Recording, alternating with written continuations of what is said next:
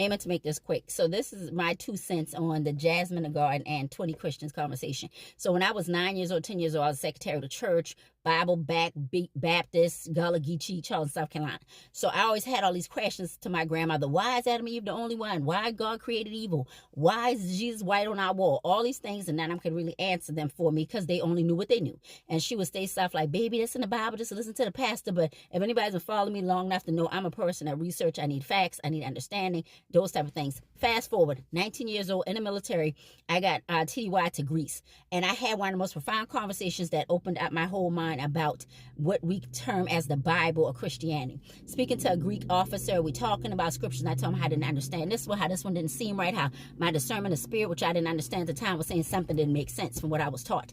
And he told me this one thing. He said, Veronica, you understand that's a translation, right? You understand somebody translated that Bible. And now no matter how many times I heard that word growing up or listened to it, it didn't click for some reason until then. And when he said that, it was like, where's the original?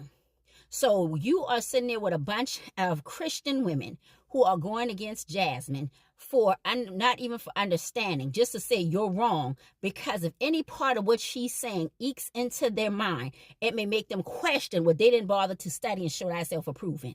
Okay, so once you learn that this was translated, my mind was like, okay, where's the original? Who more in depth is King James? Who got this version done? And when you start looking at the people behind the version and what was chosen, and then you started studying through the years, and I'm 49 years old, and you would have people say, oh, well, that's not in the Bible because it would be so confusing to you. That's why they ain't got Enoch. No, somebody chose what to leave out. When you don't have understanding, I learned Hebrew, Greek, and Aramaic to learn with original readings of the Bible and biblical texts, and still realizing that people change the meaning of porneia, which is fornication, that did not originally mean sex between two single people, or the word sin, or the word even servant. A lot of words were changed in the Bible because some of them were not easily translated to English, and it was already a messaging they wanted to accomplish. That's the reason you only got 66 books in Christianity or 73 in Catholicism, but you got 81 in the oldest Bible, which is in Ethiopia.